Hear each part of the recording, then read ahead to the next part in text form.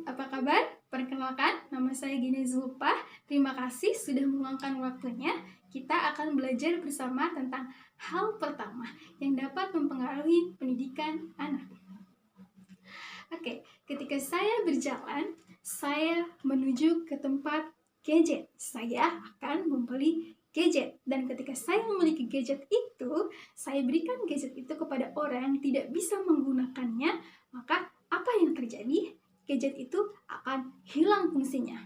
Dan ketika saya memberikan gadget ini kepada orang yang bisa menggunakannya, maka gadget itu akan banyak sekali fungsinya. Misalnya, bisa digunakan untuk main game, bisa digunakan untuk nonton, bisa digunakan untuk belajar, dan yang lainnya. Nah, ketika orang yang bisa menggunakan gadget itu sering bergabung atau bergaul dengan orang-orang yang sering menggunakan gadget, maka semuanya akan sering menggunakan gadget pula. Tentunya, hal yang pertama yang dapat mempengaruhi pendidikan anak itu adalah lingkungan. Oke, jadi apa sih lingkungan itu? Lingkungan adalah keadaan yang dapat mempengaruhi. Mempengaruhi apa? Mempengaruhi pendidikan anak.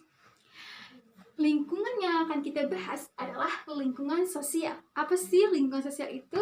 Lingkungan sosial adalah faktor yang dapat mempengaruhi seseorang atau kelompok untuk dapat bertindak atau melakukan perubahan perilaku individu tersebut. Lingkungan sosial apa ya yang pertama yang dapat mempengaruhi pendidikan anak? Keluarga. Kok bisa ya? Dalam keluarga itu berbeda-beda, beda suku, beda jenis kelamin, beda kebangsaan, dan beda yang lainnya. Tentunya yang kita fokuskan ada satu keluarga. Nah, di dalam suatu keluarga itu ada kepala keluarga dan ada kedua orang tua. Mereka lah yang mendidik anak-anak yang dapat mempengaruhi pendidikan anak.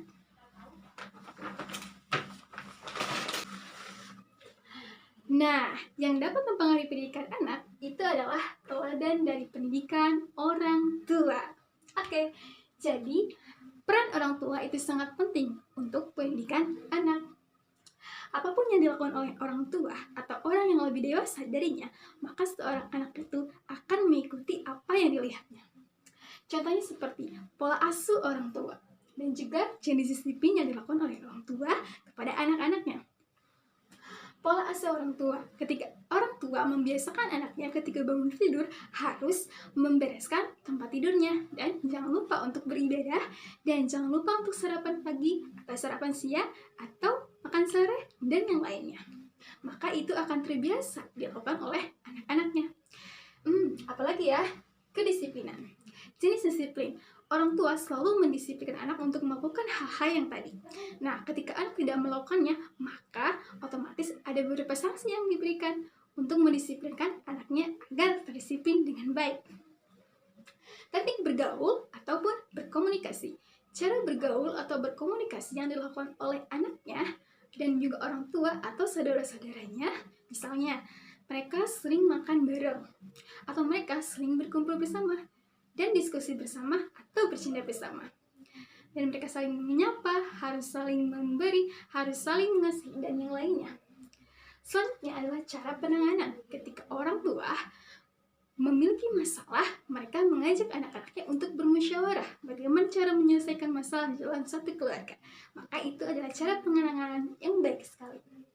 Nah, dari semua yang telah diterapkan kepada anaknya, maka itu akan mendapatkan suatu pengalaman yang dirasakan oleh anaknya dari teladan yang diberikan oleh orang tua kepada anaknya.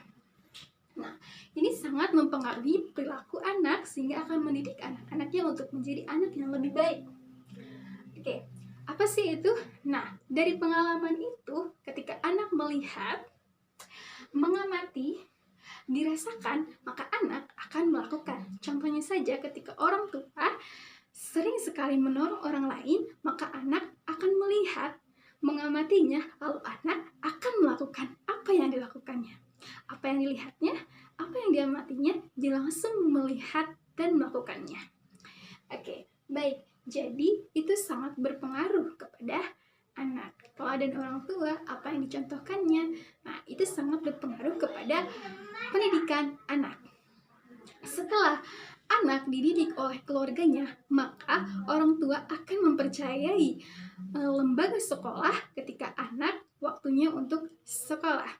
Ketika anak terus belajar dan bersekolah menuju pendidikan yang lebih tinggi lagi, maka anak itu akan bisa berusaha untuk menggapai cita-citanya dan meraih mimpinya. Sehingga setelah itu pengaruh ekonominya juga akan lebih baik. Baiklah, jadi kesimpulannya adalah hal pertama yang dapat mempengaruhi pendidikan anak itu adalah lingkungan. Dan lingkungan yang pertama yang dapat mempengaruhi anak itu adalah keluarga. Jadi, teladan dari pendidikan orang tua itu sangat penting untuk pendidikan anak. Entah itu dari pola asuh, jenis disiplin, teknik bergaul, bagaimana cara berkomunikasi, atau dalam penanganan masalah. Dan sehingga akan melekat pada diri anak, menjadikan pengalaman apa yang dilihatnya, apa yang dirasakannya, apa yang diamatinya, dan anak akan mengerjakan apa yang dia lihat. Sesuai dengan pengalaman yang didapatkan pendidikan dari teladan orang tuanya. Sehingga setelah anak mencapai pendidikan itu, anak akan diserahkan oleh orang tua ke lembaga pendidikan yang selanjutnya, yaitu sekolah.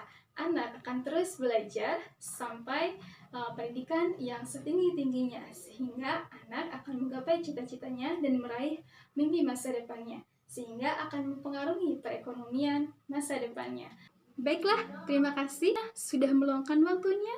Kurang lebih mohon maaf. Terima kasih. Salam. Bye-bye.